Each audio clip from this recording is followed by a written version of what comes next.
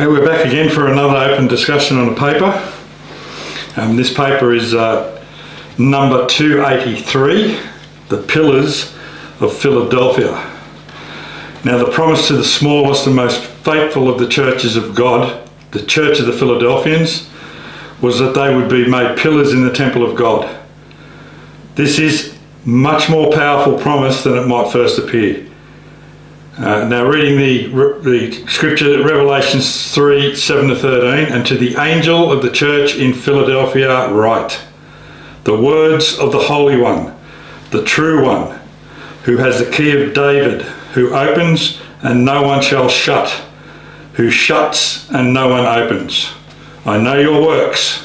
Behold, I have set before you an open door, which no man is able to shut. I know that you have but little power, and yet you have kept my word and have not denied my name. Behold, I will make those of the synagogue of Satan, who say they are Jews and are not, but lie, behold, I will make them come and bow down before your feet and learn that I have loved you. Because you have kept my word of patience and endurance, I will keep you from the hour of trial, which is coming on the whole world, to try those who dwell upon the earth. I am coming soon. Hold fast what you have, so that no one may seize your crown. He who conquers, I will make him a pillar in the temple of my God. Never shall he go out of it, and I will write on him the name of my God, and the name of the city of my God, the New Jerusalem, which comes down from my God out of heaven, and my own new name. He who has an ear, let him hear what the Spirit says to the churches. Now, in this paper, one of the discussions is, what does it mean to be made a pillar in the temple of the Messiah? Well, there are a number of issues involved with this. The question of the eras of the church and the Philadelphian system and how it interrelates with the other eras, and what actually does happen in the last days, and what happens throughout the 2,000 years. Now, the eras of the church sequence does not appeal to or be accepted by the Catholic and Orthodox churches. They argue that there's only one church and that they've been doing it all along, and therefore church eras are not condoned by their academia. And be that as it may, they can say those things, but the reality was that this text in Revelation chapters 2 and 3 deals with 7 churches, and those 7 churches existed over the period, and they went from the Ephesian system, which was the first love of the church, to Smyrna, to Pergamos, and then to Thyatira, and then through into, in Revelation chapter 3, into the Sardis and the Philadelphia and Laodicean systems. Now, the last era was not the Laodicean system, because the Laodicean system also came out of the Sardis system, but it formed a new era. Now, these different church eras have different aspects, but also there are similar aspects of each church era in each of the eras. And the concept of the Pillars of Philadelphia is that this small church in the last days, ready for the coming of the Messiah, will become the strength and the fundamental cornerstone or stay, the pillars, the fundamental things that hold the temple up.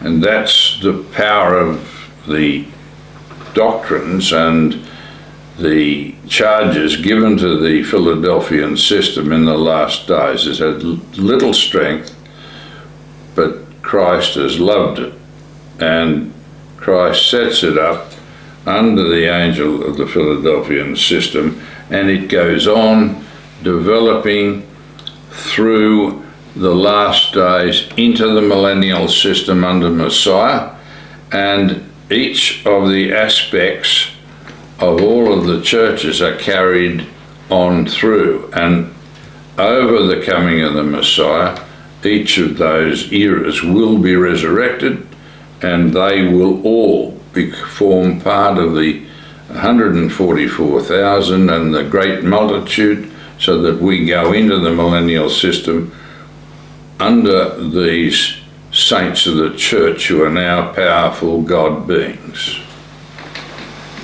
Well, also, look, there's a couple of other issues that are covered in there, such as what is happening in the messages to the churches, and is there a story here from which we might draw some understanding? But also, why was the message to the angels and not directly to the churches? Well, the angels form the basis and structure controlling the spirit which is within the churches, and it's very, very perplexing to see that these angels, the angels of Smyrna and Laodicea, were dealt a rough deal, if you like, in that these two churches didn't make it. But the other churches and their angels suffice to deal with the whole structure of the church over the years. Now there's a surah in the Quran dealing with the cave, and it deals with the persecutions of the church until the Edict of Toleration and the declaration of Constantine as emperor at York in 309. And that 309 years of the church is dealt with and talked about in that surah. But these texts deal with churches that stopped existing hundreds of years ago. And I've been to all of the churches. We went through to Ephesus, and in fact, Genghis is a curator of the museum at Ephesus, a very knowledgeable man. I went to Troy with him. We went through Troy and dealt with that, and we went through the museum at Ephesus and also the Temple of Artemis and a number of other things. Now what we did, we also, I think, we located the area of where the Virgin Miriam is buried and where the Apostle John was buried. But I won't sort of locate the thing, otherwise we'll merely create another idolatry site. But that's the situation, and it really is a fascinating exercise. And we did take a lot of film in Smyrna. This is 20 years ago, and we're just waiting for the opportunity of now publishing it, and we'll do some work over the next few months in publishing these eras and each of the eras and their locations, where they went to and what happened. And Laodicea, when we got there, they'd only just started to dig it up. So the early excavations of Laodicea we have all on film, but the later ones, we can get that from modern films. Yeah. We'll also wade in there. There's an area that after we go through the individual churches and the eras of those churches, but there's notably not all the churches are told to hold fast. Yes. Now, what is the significance of that? Holding fast to what they were taught is really the structure, and it mirrors the controversies and the idolatry that came into the churches after the structure at Ephesus. We had the Smyrna era, and the Smyrna era was Smyrna did in fact provide bishops into Europe. Irenaeus of Lyon was trained in Smyrna. He was also at the feet of the Apostle John at Ephesus when he was a young man, a child, and he knew all the people who knew the Christ. And Polycarp, who was Bishop of Smyrna, then took over, and in the 2nd century, at 154, the Quartodeciman dispute arose. The Bishop of Rome in 154 was Anicetus. He was elected. He came in from the Sun and Mystery cults. He introduced Easter to the church in 154. Easter was, the church kept the Passover and the Sabbath and the feasts completely everywhere. In 111, Sunday worship was introduced side by side with the Sabbath.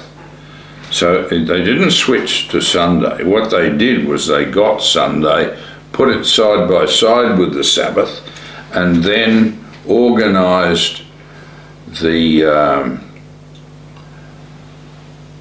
function of the collections system and all maintenance and charity in the church was done through the Sunday, so that they didn't have to take up funds on the Sabbath. So this went on through, and then in 154 Anicetus was elected Bishop of Rome, and he introduced this pagan Easter system of the Friday crucifixion and the Sunday resurrection. Right, half the time, yeah. Yeah, so that was the doctrine of the god Attis. Attis was killed on the Friday and then placed in Hades, and the goddess came and resurrected him on the Sunday, and that was the system that ultimately was the Easter system and became the Christian Easter system, which replaced the Passover. In the year the Passover Christ was killed, the Passover in that year in 30 CE was on a Wednesday. That is, he was killed on Wednesday on the afternoon of the Passover, when they killed the lambs at 3 p.m.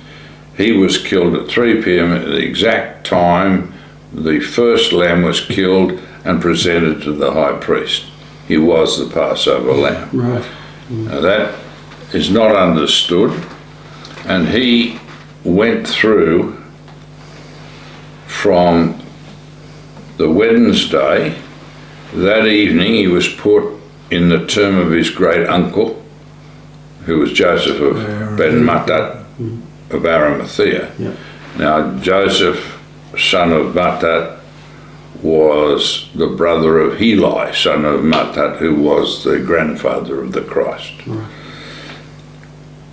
Right. He was then buried there for those 3 days and 3 nights, and he was resurrected at the end of the Sabbath on Saturday afternoon at just before sunset. Right. Before dark, Yeah. that is, not before sunset, before dark. Right. And it had to be in 30 CE because no other year within years either side fulfilled the sign of Jonah, which was 3 days and 3 nights in the belly of the earth, as Jonah was 3 days and 3 nights in the belly of the whale. Now, these people in some of the offshoots are trying to assert from a forgery in the book of Daniel in chapter 9 that there was 3.5 years of Christ's ministry, and that Christ was therefore killed on 31 CE. The problem with that is that the 14th of Abib in 31 CE was on a Sunday. and therefore Christ would have been 6 days and 6 nights in the belly of the tomb, the belly of the earth, and he could not have fulfilled the sign of Jonah. Right. So these fools, in forgeries in the King James Version, which they will not give up, have made the sign of Jonah of no effect. And these fools in the United Church of God are running around saying, yes, that's our doctrine. 31 CE is when Christ was killed. All from a forgery in the King James Version of the Bible, which is a known forgery and contradicts the entire book of Ezra and Nehemiah. Wow. And they simply have to check the correct calendar and go back in history, and there's no. Right, which they don't believe in, yeah. Yes, there's no. I gave them all of that information 30 years ago, and they won't read it. Right. And they will not go and do any academic work, and it's a very serious problem. And Wade, look, that moves on into the next point where it says the Church of the Philadelphians has to and had made a clean break from Sardis, because obviously Sardis don't come with a good reputation, do No, they? they don't. No, they don't. So they had to come, and they are, and it's dead works and doctrines in the Sardis group can't be taken over by or taken with a group that's called Philadelphia, can they? No. No. No, and that's the problem. The problem is nobody wants to fess up and be Sardis. That's the real problem. And when Herbert Armstrong decided that the Church of God Seventh Day was Sardis, which it was, but he didn't realise that he was a credentialed minister of the Church of God Seventh Day, which was the Sardis era. Right. So Herbert Armstrong was not properly baptised and then credentialed by a Sardis church as one of its officers. You can't start a new era of the church being one of the officers of the system you're replacing. So what they did was got to the stage where this Sardis system went on through to the measuring phase. The Philadelphian system is an entirely different system. And it's got nothing to do with the doctrines of the Sardis system. It doesn't keep the Hillel calendar. It doesn't, because if you read what happens to the Sardis system and the Philadelphian system, it's in Revelation 3 verses 7 to 13. We see the descriptions, and in Revelation 3 verse 9 he says behold, I will make those of the synagogue of Satan who say that they are Jews and are not but lie, behold, I will make them come and bow down before your feet and learn that I have loved you. Simple problem. Now, how are they the synagogue of Satan? They say they are Jews and are not. There's 9% of people who say they are Jews are actual descendants of Judah. That's how serious it is. That's covered in paper number 212E, Judah, and they claim that they are, like the Ashkenazi Jews claim that they are Jews, but they're actually sons of Japheth. They're not even sons of Shem. They're not even Semitic, let alone Jews. Right. They are a Turkic tribe out of the steppes. They were converted to Judaism because the Russians said to them, you've got to pick a religion. You can be a Christian or a Muslim or a Jew. And Islam had only just started then. In 630, remember the Hijrah was in 622 when they fled from Becca down to Medina. And that was only 8 years before these guys had decided to pick a religion. So they picked Judaism. Right. And that's how they came into Judaism, and they came in after Hillel II had invented this fake calendar using the Babylonian intercalations. They then, using these rabbis who were dealing with, at this stage, all of Esau had been defeated by John Hyrcanus in the 2nd century BC and absorbed into Judah. So Judea was actually comprised of Jews and also Edomites, who were called Idumeans. Herod was an Idumean, he was an Edomite, he wasn't a Jew. Right. And that's why there was animosity between the Jews and the Edomites.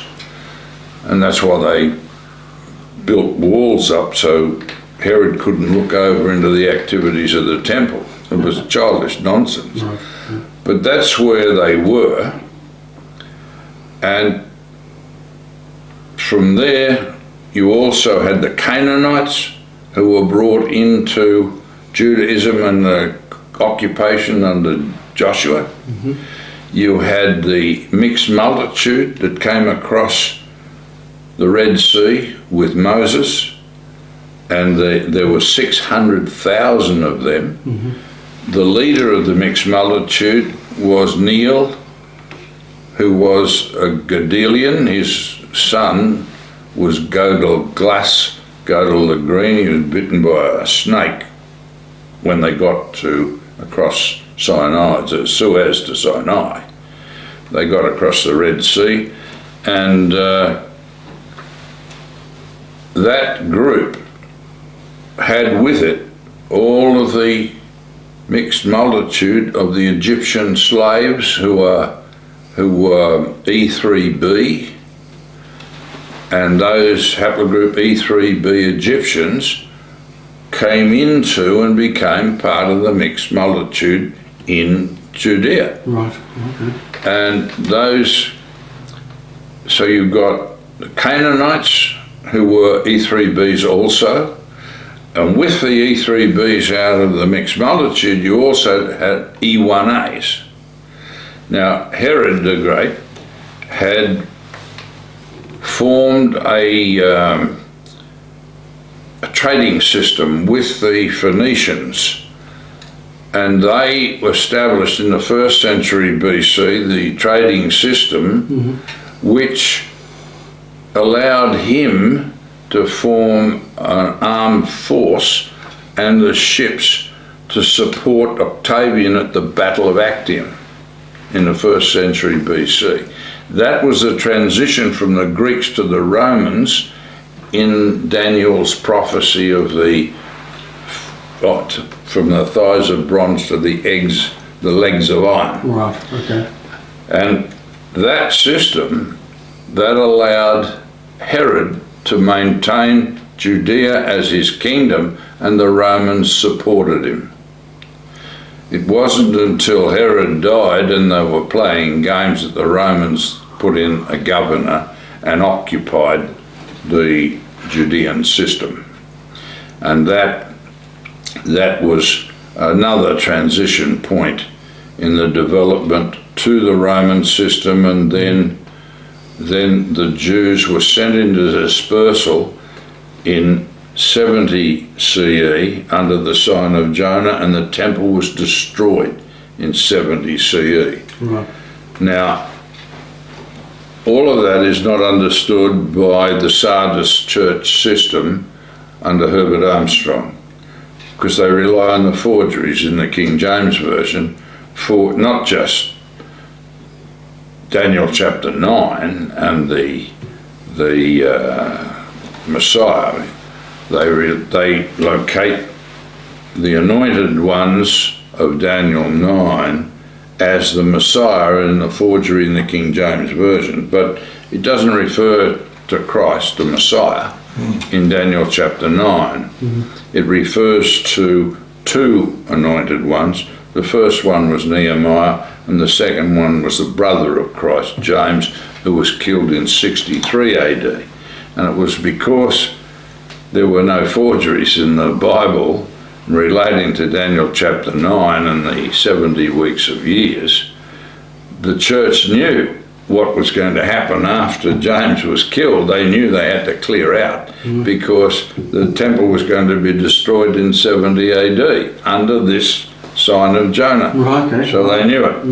And that was the other eras, if you like, that was in the Ephesian era of the church, and they knew what was to happen in 70 CE, so they cleared off to Pella because the city of Pella had asked for a Roman garrison, and they had been granted the garrison, so the church knew that if they went there under the Romans, they'd be under sound government and protected, and they were. And Fascinating. just along in that point, I mean, just getting back to the angels of each of those churches, can they be men? Well, there'd be angels. They'd be angels, wouldn't they? Yeah. So a man that says, I'm the messenger of this church and it's referring to me, would have to be a little bit sort of funny. Yeah, it's a bit funny. I thought so. And they won't like hearing that. No. Look, the other thing too here that came out and stood out with this break from the Sardis for the Philadelphian church to be true, any church that bears that name, Philadelphia, is probably not. Yes, Presumptuous, yes. It's presumptuous. Yeah. Yes, no, it couldn't come out of the Sardis system. Yeah, it had to be a clean break out. Clean break, Yeah. and the Philadelphian system doesn't come from North America, where the Sardis system came from. So that had nothing to do with that. It comes from the south. Now, Ezekiel gives all the details of that. It's covered in the paper Fire from Heaven. Yep. It comes out of Dan Ephraim in the south in the last days. Doesn't come out of Manasseh. It doesn't come out of North America. It comes out of the combination of Dan and Ephraim in the south, and it then burns its way north over that period, and then over the period to the Messiah, it will take over the world. Right. So all of that is prophesied, and the problem is these people, and Herbert Armstrong and the Sardis system, ignored these prophecies because it didn't suit them. Right. They knew that they weren't in the south. They knew they were in the north. They knew they weren't in Ephraim. Right. So what could they do? Right. But in their arrogance, they read straight across these verses, Ignored them. didn't know how to apply them Yep. because of their belief in the Godhead is all convoluted. They never ever once issued a prophecy dealing with the book of Jeremiah, and certainly not with the book of Jeremiah chapter 4. Right. And again, along those lines, all these groups that are in Sardis, they're all carrying this same error, and they are all technically, That's why they're dead. yeah, they're bringing the errors of the Worldwide Church Network offshoots all in there. So they're all keeping the Hillel calendar. They're all keeping the lack of pilgrimages to feast. So the one true church, which would be keeping the temple calendar, Yes. would be keeping the pilgrimages. 3. Yeah, and not an offshoot of that group. No. Because they're a group that's just following the temple calendar and following what Christ actually did. Huh? Right. Yeah. Yes. They, In the text it says you will no more go out, Right. but it's not properly translated that way. Right. So in this text of 3:7-13, it says you will no more go out. So the people coming into the Philadelphian system come out of the different churches. Right. And it's not just these eras of the churches of God. They come out of all the churches. Denominational Protestant, Christianity, yeah. Catholic denominations. We've had whole Catholic churches convert over the last 10 years or more.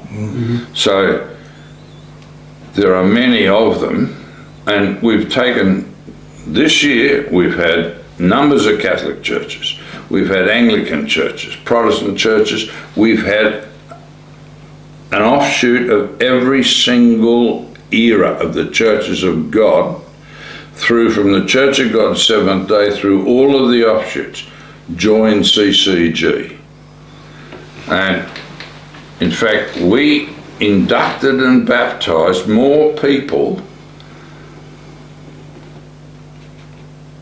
into CCG from the offshoots and from other churches than the offshoots have got in the whole world, In numbers. in numbers. Right. Yeah. Amazing. Right. Well, again, Wade, it's one of those papers we could go on for hours, really. I mean, I just want to bring out the points too, that the explanations that are in this paper in regard to Sardis and the Laodiceans, because they are not listening, and that includes not only the ministry of those groups, but the people that are involved in that group, and also that Sardis is dead, Yes, it's dead. and therefore not living as they like to claim, at least one of them do, right? And Laodicea is so lukewarm it's been spewed out, Yes. and yet they just sit there, proving again that, you know, the mind of men is just ridiculous. They think they are rich and have need of nothing. Nothing right, yeah. Because they've got quite a few million people, and they're split into two major groups because they both split off from the Church of God Seventh Day in the 19th century at the Advent system, and the Jehovah Witnesses, the Watchtower and Bible Tract Society, under the false prophets, Rutherford and that crew, decided that it would be easier if they kept Sunday, and they didn't keep the Sabbath. They then became Sunday worshippers, and they didn't keep the temple calendar. They didn't keep any calendar, except play around with the Passover, but didn't take the Passover properly. It's all bizarre. You know, you couldn't really make it up if you wanted to create the crazy scenarios that came out of the Church of God and the Sardis era in the 19th century in North America. It was crazy, and their doctrines were crazy. They adopted vegetarianism. They adopted prohibitionism, where you couldn't have alcohol. They tried to stop everybody eating meat as often, as prolifically as they could.